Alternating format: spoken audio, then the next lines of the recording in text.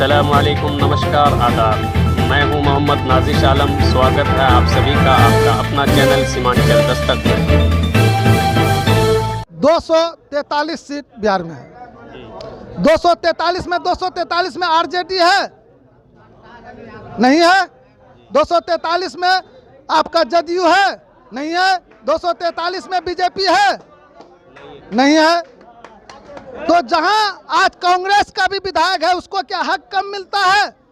एक बाप को यदि 4 बीघा जमीन है, उसको 4 बेटा है, तो 1-1 बीघा का हकदार होता है। उसी तरह हमारे ओसबी साहब के पार्टी से लड़ते हुए गुलाम सरवर साहब 1 सीट भी लाता है तो उसके साथ सारा जहां वैसी विधानसभा के जनता और उसको उतना ही हक मिलेगा जितना सरकार की जनता को जो लोग इस वक्त हम कलाम चौक पर पहुंचे हुए हैं, यहाँ एक मीटिंग रखी गई थी, उनके ताल्लुक से हम सवाल करना चाहेंगे। सर, आपका क्या नाम हुआ? सत्यनारायण शाह जी। यहाँ कैसी मीटिंग थी सर? मीटिंग आज इस बात से रखी गई थी, इसमें इचालो पंचायत और पड़ोसी पंचायत से आए हुए सभी लोग गुलाम सरवर साहब के साथ कंधे से कंधे मिला करके, कदम से कदम मिला करके, पंचायत से लेकर के प्रखंड से लेकर के विधानसभा से लेकर के अध्यक्ष महोदय तक इस बात को संदेश देना चाहते हैं कि हम लोग गुलाम सरवर के साथ हैं। तो तरह तरह की बातें चल रही कि ये पार्टी सिर्फ मुसलमानों की है, लेकिन आप कैसे आ गए इसमें? मैं इस बात का भी अपमान नहीं करता हूं, मगर इस बात का अपमान इसलिए करता हूं ऐसे कहने वाले व्यक्ति से। संसार में जितने भी प्राणी हैं, ना वो हिंदू है, ना मुसलमान है, ना सिख है, ना ईसाई है, वो एक इंसान है। यदि गुलाम सरवर के साथ इंसानियत है, वो अपने आप को ये साबित करता है कि ना मैं मुसलमान हूँ, ना मैं हिंदू हूँ, मैं सब कौम के लिए हूँ, मैं इंसान हूँ। तो हम सब इंसान का कर्तव्य बनना चाहिए, ना हिंदू ना मुसलमान, हम सब भी गुलाम सरवर के लिए हैं। तो इसमें जो है यहाँ के जो पंचायत के लोग थे, इचालो पंचायत के लोग, आप लोगों ने इस मीटिंग के बाद क्या निर्णय लिया? आप लोगों ने? हम लोग ने निर्णय लिए हैं कि हमने बहुतों को देखा, बहुत सा एमएलए आए और चले गए। आज हमारे घर के नौजवान साथी दोस्त भाई के तरह कंधे से कंधा मिला के चलने वाला है। आज का विशेष मीटिंग में हम लोग यही संकल्प लिए हैं कि हम लोग गुलाम सरवर साहब के साथ हैं। अगर गुलाम सरवर साहब जिस पार्टी के टिकट के उम्मीदवार हैं, अगर पार्टी उसको टिकट नहीं देती है, क्योंकि कई उम्मीदवार खड़े हैं, 3 उम्मीदवार लाइन पर खड़े हुए हैं। एक जनाब रुकनुद्दीन साहब जो पूर्व विधायक है, वो भी इस पार्टी में आ गए हैं, वो भी दावेदारी कर दी है कि हम भी इस टिकट को हासिल करेंगे। आप सिर्फ गुलाम सरवर साहब की बात करते हैं, तो और 3 उम्मीदवारों के बारे में क्या ख्याल है? मैं आपके मीडिया के चैनल से माननीय श्री ओसबुद्दीन ओसैबी साहब के पास भी यदि मेरा वीडियो पहुँचता है तो मैं उनसे भी गुजारिश करता हूं कि सीमांचल के क्षेत्र में, वैसी विधानसभा की बात छोड़ दीजिए, सीमांचल के क्षेत्र में यदि पतंग छाप को कोई पहचानवाने वाले हैं तो वो मेरे गुलाम सरवर भाई हैं। इसलिए मैं आपके चैनल के माध्यम से यदि मेरा वीडियो ओसबुद्दीन साहब ओसैबी साहब तक पहुंचता है तो मैं उनसे गुजारिश करता हूं कि इस टिकट के दावेदारी वैसी विधानसभा में है तो वो सिर्फ गुलाम सरवर साहब है। क्योंकि आज से 6 साल लगभग पूर्व में जब ओसबुद्दीन ओवैसी साहब हमारे विधानसभा में आए थे तो लोग उसको देखने जाते थे कि ओसबुद्दीन ओवैसी साहब कैसे हैं। तो उसको राहत दिखाने वाला, उसको हमारे वैसी विधानसभा में लाने वाला कोई शख्स था तो वो गुलाम सरवर था। आज भी मैं आपके चैनल के माध्यम से ये कहता हूं कि यदि टिकट के दावेदारी ओसबुद्दीन ओवैसी साहब समझते हैं तो हमारे भाई गुलाम सरवर साहब हैं। गुलाम सरवर साहब तो पिछली बार भी चुनाव लड़े थे, लेकिन लोगों ने उनको नकार दिया था। कैसे आपको भरोसा है कि अब की बार आएंगे तो उनको जिता देंगे? अगले बार सबसे पहली बात है, गुलाम सरवर भाई हमारे निर्दलीय प्रत्याशी के रूप में मैदान में आने के लिए थे और अचानक हफ्ता 10 दिन पहले हमारे ओवैसी साहब उनको ढूंढ निकाले। ओवैसी साहब ढूंढ के निकाले और उसको टिकट दिए, मैदान में आए। प्रथम प्रत्याशी भी थे, वो निर्दलीय के तौर पे थे। जब ओवैसी साहब को पता चला कि हमारे कोई अजीज दोस्त गुलाम सरवर साहब मैदान में आ रहे हैं तो वो उनको खोज के टिकट दिए और वो मैदान में आए। समय के अभाव में लोग को जानकारी नहीं हो पाई, लोग पहचान नहीं पाया कि गुलाम सरवर कौन है, ओसबुद्दीन ओवैसी कौन है। इसी मजरे में अगले बार हमारे गुलाम सरवर साहब पिछड़ गए, मगर इस बार हमारे जनता हमारी भाई बंधु हिंदू मुसलमान सिख ईसाई सब एक जाई हैं और हम गुलाम सरवर को जिताएंगे। गुलाम सरवर को जिताकर आप कौन सा काम लेना चाहते हैं? क्योंकि आपके इलाके में और भी विधायक मौजूद हैं, जैसे हाजी अब्दुल सुभान साहब, उनकी भी दावेदारी मजबूत है। हमने विकास के बहुत सारे कार्य किए हैं, इस वजह से हम सबसे जो अहम उम्मीदवार हम हैं और हम ही को जनता चुनेगी, जैसा कि पिछले कई बार से चुन रही है। 15 अगस्त 1947 को देश आज़ाद हुआ। आज तक मैं तो कल का बच्चा हूँ, 45-46 साल उम्र है, मगर जो 70 साल का आयु का आदमी यहाँ पर भी मौजूद है, मैं उनसे भी इस बात का फरियाद करता हूँ, पूछता हूँ कि आज हमारे इस बैसी विधानसभा के अंतर्गत किस हॉस्पिटल में एनी टाइम डॉक्टर है? हम वो उम्मीद करते हैं कि हमारे क्षेत्र के नेता गुलाम सरवर बनेंगे तो उस चीज़ को कमी करेंगे। किस रोड में 12-13 का मसाला नहीं डाला जाता ढलैया में? किस रोड के बनते ही नहीं टूट जाते हैं? मगर वो हमारे विधायक, हमारे एमपी, हमारे सांसद सिर्फ रोड बना के फोटो लेके चले जाते हैं। चले या नहीं चले, उसका जिम्मेदारी उस बस्ती का, उस गांव का, उस नगर का चलने वाला जनता जाने। तो इसका मतलब आप लोगों ने ये संकल्प ले लिया है कि गुलाम सरवर साहब को चुनना है अब की बार? इस बार गुलाम सरवर साहब को चुनना है। शिक्षा, बेरोजगारी, स्वास्थ्य, नौजवान की समस्या, सड़क, इसके बारे में हम लोग उम्मीद करते हैं कि गुलाम सरवर ही एक ऐसा नेता है जो हमारा समस्या को सुन सकते हैं। लेकिन गुलाम सरवर साहब जिस पार्टी के टिकट से इलेक्शन लड़ने जा रहे हैं, ये पार्टी बहुत कम सीटों पर इलेक्शन लड़ रही है, सरकार तो इनकी नहीं बनेगी, फिर कैसे आप इतने जज्बात के साथ कह रहे हैं? इसलिए जज्बात के साथ कहते हैं। आज 243 सीट बिहार में है, 243 में आरजेडी है नहीं है? 243 में आपका जदयू है नहीं है? 243 में बीजेपी है नहीं है? तो जहां आज कांग्रेस का भी विधायक है, उसको क्या हक कम मिलता है? एक बाप को यदि 4 बीघा जमीन है, उसको 4 बेटा है, तो 1-1 बीघा का हकदार होता है। उसी तरह हमारे ओसबी साहब के पार्टी से लड़ते हुए गुलाम सरवर साहब 1 सीट भी लाता है तो उसके साथ सारा जहां बैसी विधानसभा के जनता और उसको उतना ही हक मिलेगा जितना सरकार की जनता को। जो लोग राजनीतिक को बहुत गहराई से समझते हैं, राजनीतिक को बहुत गहराई से जो लोग समझते हैं, उनका ये कहना है कि ओवैसी साहब को या गुलाम सरवर साहब को इलेक्शन लड़ना है तो उनको चाहिए कि वो गठबंधन का हिस्सा बने। ऐसा कोई, आज आपको हम बताते हैं, बिहार में जो सांसद का पूर्व में आज से 1.5-2 साल पूर्व इलेक्शन हुआ, उसमें कितने सांसद कांग्रेस का है? मैं आपसे भी सवाल करता हूं। कहाँ की बात कर रहे हैं आप? पूरे बिहार की। एक तो क्या उसको सांसद पद से इस्तीफा दे देना चाहिए? क्या सरकार चाहे उसको सांसदी से हटा दे? नहीं हटा पाया, नहीं हट पाया। उनको भी उतना ही हक मिला जितना सरकार के सांसद को फंड मिलता है, उतना ही निर्दलीय उम्मीदवार को भी सांसद को फंड मिलता है। इसका मतलब ये है कि आपका साफ कहना है कि चाहे एक कैंडिडेट हो या 2 कैंडिडेट हो, कोई फर्क नहीं पड़ता है इलाके के विकास के लिए, चाहे रूलिंग पार्टी का विधायक हो या फिर अदर कोई निर्दलीय भी विधायक हो या किसी भी छोटी पार्टी का विधायक हो, वो उसका फंड बराबर आता है और काम करने के लिए स्वतंत्र है, अच्छी तरह काम कर सकता है। आप अपना क्या नाम बताएं? सत्यनारायण साहब। इसी पंचायत के हैं? इसी पंचायत का, इसी जगह मेरा घर है।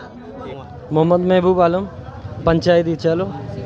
आप लोग क्या सोचते हैं इस चुनाव के ताल्लुक से? जैसा कि आप लोगों की एक मीटिंग भी थी, गुलाम सरवर साहब की मीटिंग थी शायद, तो इस मीटिंग में आप लोग आए हुए थे, तो क्या बात हुई? आप लोग क्या चाहते हैं इस चुनाव में? पंचायत का आदमी सारा यहाँ आए हैं। और कौन कौन से पंचायत?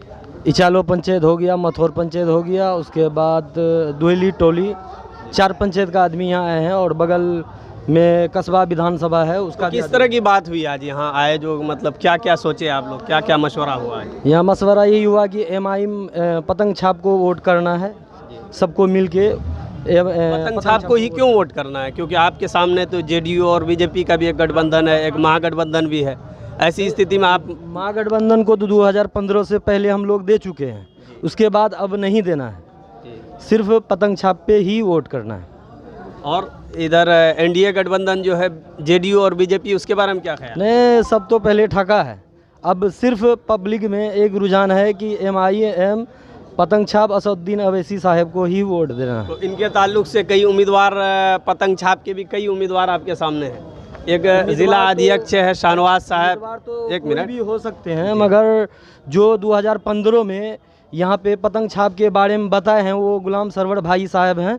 और हम लोग भी या आम आदमी भी 2015 में पतंग छाप को बीजेपी का बी टीम समझते थे और हम लोग भी वही समझते थे। इसका मतलब आप लोग भी पिछली बार वोट नहीं किए थे? हम लोग पिछली बार पतंग छाप को वोट नहीं दिए थे और मतलब 16-17 में। और यही गुलाम सरवर भाई का देन है कि जो हम लोगों को पतंग छाप के जानकारी दिए हैं और इन्हीं का देन है कि हम लोग पतंग छाप में अभी पूरा जम के भिड़े हुए हैं। यानी ये महबूब भाई का साफ कहना है कि इस पार्टी के ताल्लुक से ये कहा जाता था और ये खुद बता रहे कि हम भी समझते थे कि बीजेपी की बी टीम है, लेकिन गुलाम सरवर साहब ने ही आकर लोगों तक पहुंचाया है, घर घर तक, कि नहीं ये बी टीम नहीं है, ये खुद एक स्वतंत्र पार्टी है और ये काम करना चाहती है। और इनसे हम और सवाल करेंगे, गुलाम सरवर साहब से आपको क्या क्या उम्मीदें हैं इस इलाके में? हमको उम्मीदें ये है कि जो यहाँ हसीबुर रहमान साहब रोड बनाए थे बरसोनी से कस्बा लेके पतली हसीबुर रहमान साहब कहाँ के थे? मोहम्मदिया स्टेट के थे। यानी यहीं के? हाँ, बहुत पूर्व में एमएलए बने थे। उसके बाद तो चरैया बड़ैया वाला ही छेक के रखे हैं पब्लिक को, और उससे भागना चाहते हैं तो बीच में महागठबंधन का लहर आ गया, जिसके कारण वो लहर तो आज भी है। आज वो लहर नहीं है, अब MIM पतंग छाप का लहर है पूरा सीमांचल में। पूरा सीमांचल में या सिर्फ बायसी में? पूरा सीमांचल, पूरा बिहार में 40 से 45 सीट अवैसी साहब इस बार जीतेंगे। और बैसी में अब कैंडिडेट तो बहुत सारा है, मगर योगदान गुलाम सरवर भाई का ही है बैसी में। एक सवाल आपसे हम पूछेंगे, आप गुलाम सरवर साहब का नाम बार बार बोल रहे हैं, अगर पार्टी ने इसको टिकट नहीं दिया बाई चांस, क्योंकि पार्टी का सर्वे होगा, कौन जीतने वाले हैं उनको देंगे, अगर इनके हक में फैसला नहीं होता तब क्या? आखिर क्यों नहीं देंगे? आखिर हम ये जानना चाहेंगे क्यों नहीं देंगे? जो हम लोगों को ये रास्ता बताया उन्हीं को अगर छोड़ दें बीच रास्ते में, ये तो अच्छा बात नहीं है। यानी इस सवाल का आप जवाब नहीं देंगे कि अगर टिकट छांट दिया जाता है तब क्या करें? टिकट का सवाल बाद में देंगे। सुनिए नहीं, हम वो बोलते हैं नहीं, हम ये बोलते हैं कि अख्तरुल इमाम भी 2015 में लड़े थे विधानसभा से, कोचा धामन से, वो भी हार गए, तो उसको लोकसभा में क्यों दिया टिकट? वो हार गया तो उनको नहीं देना चाहिए। नूरुद्दीन जो अभी टिकट के दावेदार बन रहे हैं वो भी तो 15 में हारे हैं।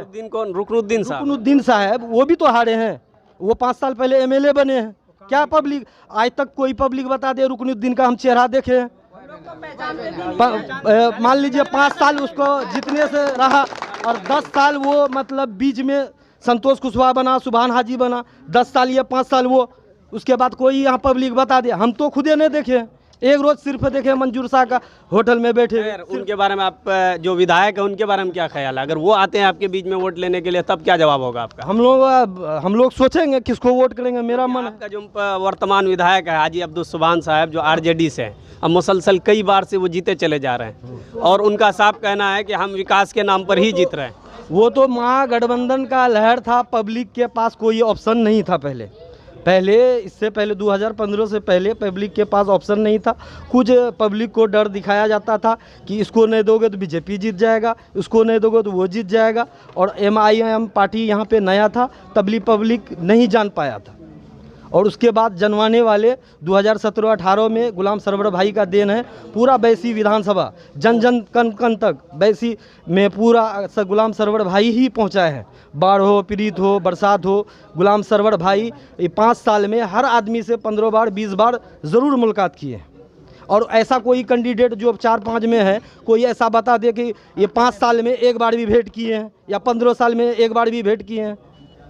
ये महबूब साहब हैं, इनका साफ कहना है कि जब इनको कैंडिडेट के ताल्लुक से पूछ रहे हैं कि अगर टिकट छट जाता है गुलाम सरवर साहब का, तो इनका साफ कहना है कि टिकट छटने का कोई सवाल ही नहीं पैदा होता है। कैसे छट जाएगा? और एक बात ये और करते हैं कि अख्तरुल इमाम साहब भी कोचा दामन से पिछले बार चुनाव हार गए थे, उसके बावजूद भी उनको लोकसभा का टिकट दिया जाता है।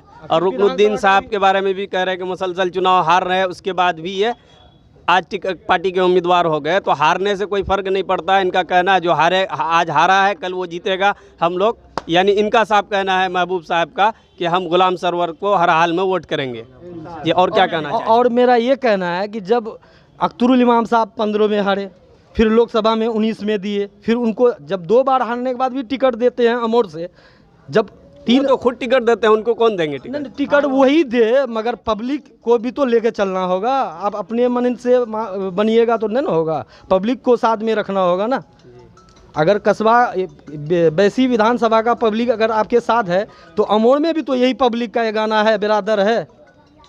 अगर आप यहाँ गुलाम सरवर को उनका कुछ बातें ये भी आ रही है कि डगरवा क्षेत्र का कोई भी कैंडिडेट होता है तो वो अक्सर हार जाते हैं, इसलिए बेहतर होगा कि बैसी का कोई कैंडिडेट हो।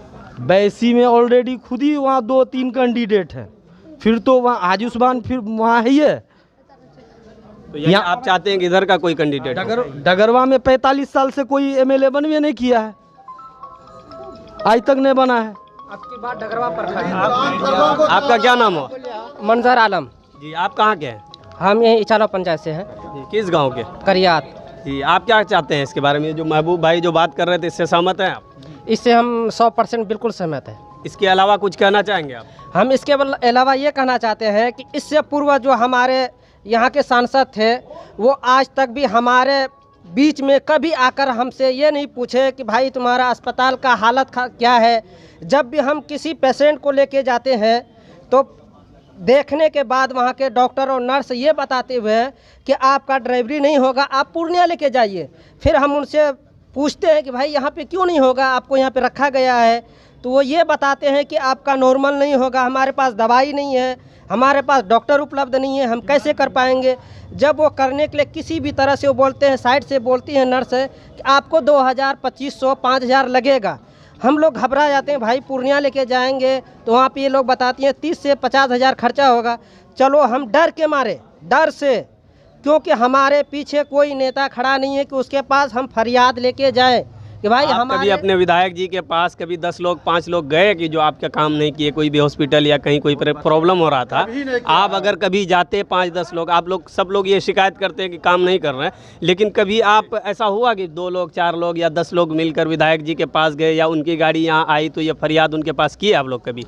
यहाँ पे उनकी गाड़ी तो कभी आती नहीं है। ये सब मसला हम बोलते हैं, हम पैरवी नहीं करते। उनका इसमें पैरवी की तो बात नहीं है, वो पैरवी समझता है, बोलता हम पैरवी, पब्लिक का पैरवी नहीं करते। जब पहली नंबर पे वो इलेक्शन के टाइम में सिर्फ 1 बार या 2 बार आते हैं, बोलता है कि चलो हमको वोट करना है, हम लोग वोट कर देते थे और हमारे ऊपर कोई ऑप्शन नहीं था। हमारे पास अभी जो एमएलए हम लोग कैंडिडेट खड़ा करने के लिए जा रहे हैं वो गुलाम सरवर साहब को हम लोग वोट करने जा रहे हैं। और तमाम लोगों से जो बैसी विधानसभा से है वो तमाम लोगों से मेरा गुजारिश है कि वो गुलाम सरवर को ही वोट करें और बाकी किसी भी तरह की कोई गुंजाइश नहीं है।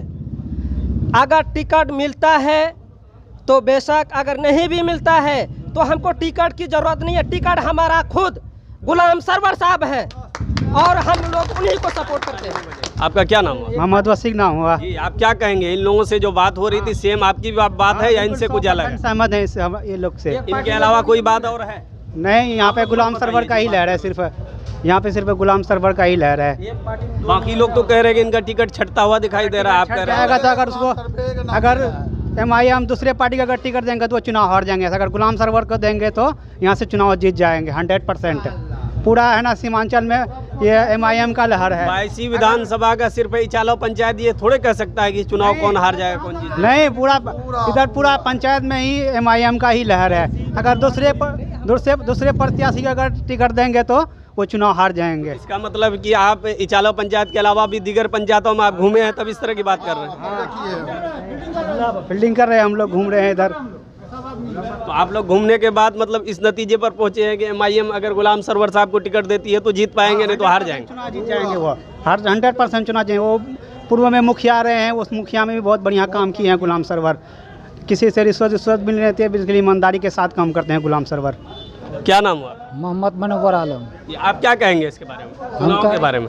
चुनाव के बारे कहें कि इससे पहले जो हमारे जो राजद के विधायक थे वो अभी भी है, पहले क्या अभी भी है? अभी भी हैं, लेकिन हमारे यहाँ कोई भी विकास का काम नहीं हुआ है। इसलिए जो भी विकास का काम हुआ है तो इससे पहले बीजेपी के सांसद हमारे क्षेत्रीय संतोष कुशवाहा जी हैं, जो 10 साल में हाजी सुभान जी नहीं कर सके, वो हमारे 4 साल में वो विकास किए हैं। उनके बाद वो सांसद बन गए, उसके बाद फिर से ये यानी हाजी सुभान साहब आए, उसके बाद भी हमारे यहाँ किसी को वो नहीं पहचानते। उनका इस इलाके में 2-4-10 दलाल है और उसी दलाल को पहचानते हैं और वो वही दलाल के यहाँ जाते हैं। उसके बाद आवाम को, पब्लिक को, वो किसी को नहीं पहचानते, किसी का दर्द को नहीं समझते। इसलिए हम लोग ने क्षेत्र के आधार पर हम लोगों ने गुलाम सरवर को चुना है और गुलाम सरवर को हर हाल में टिकट देना पड़ेगा। IMM को अगर IMM अगर इनको टिकट नहीं देता है तो गुलाम सरवर जी खुद टिकट हैं। हम लोग आज़ाद उम्मीदवार बना करके हम गुलाम सरवर को इलेक्शन लड़ाएंगे और जिताएंगे। आपका क्या नाम है? नबी हसन जी, आप क्या कहेंगे इस चुनाव के ताल्लुक से? आप कभी वोट किए हैं इससे पहले? जी, वोट तो किए हैं, 2019 में किए थे, अख्तरुल ईमान साहब को वोट दिए थे। नहीं, हम नहीं पूछ रहे किसको दिए थे, हम पूछ रहे वोट किए थे। वोट तो किए थे जी, अब के चुनाव में क्या सोच रखते हैं आप लोग? क्योंकि आप युवा हैं और आपको दूसरी बार वोट देने का मौका मिल रहा है। आपके इलाके की क्या समस्या है, किस मुद्दे पर आप वोट करेंगे? जो आमतौर के मुद्दा है वही सब मुद्दे पे होगा। क्या मुद्दा, कोई 1-2 मुद्दा बताइए। सड़क है, रोजगार है, युवा को क्या चाहिए? रोजगार चाहिए।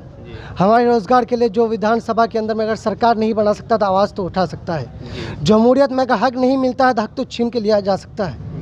जी, ये बात तो सही है ना। इस आवाज़ के लिए आप लोगों की नज़र में कोई है कि जो आपकी आवाज़ या युवाओं की आवाज़ या इलाके की आवाज़, समस्या को विधानसभा में उठा सके? इनके लिए आपकी नज़र में कोई कैंडिडेट ऐसा है किसी भी पार्टी से? इन सब के लिए तो सिर्फ गुलाम सरवर साहब ही ये सब काम कर सकते हैं। इस वजह से कि हम लोग तो यही जानते हैं हाजी अब्दुल सुभान साहब के बारे में, एक गोंगा की तरह नेता है। वह चाहे 30 साल MP रहे, MLA रहे या 35 साल रहे, उससे मतलब नहीं, एक गोंगा ही की तरह है। चाहे वो महागठबंधन के नाम पे वोट ले ले या राजद के नाम पे ले ले या हिंदू मुसलमान के नाम पे ले लें, किसी तरह से भी ले लें, लेकिन एक गोंगा ही की तरह है वो। आप गुलाम सरवर साहब के बारे में लगता है आपको सारे हिंदू मुस्लिम सभी जाति धर्म के लोग इनको वोट करेंगे? इनके मीटिंग में आप तो देख ही लिए होंगे, चाहे हिंदू हो, मुसलमान हो, सिख ईसाई, सब थे उनके मीटिंग में। आपको तो सारी बातें। क्या नाम बताया आप अपना? नबी हसन।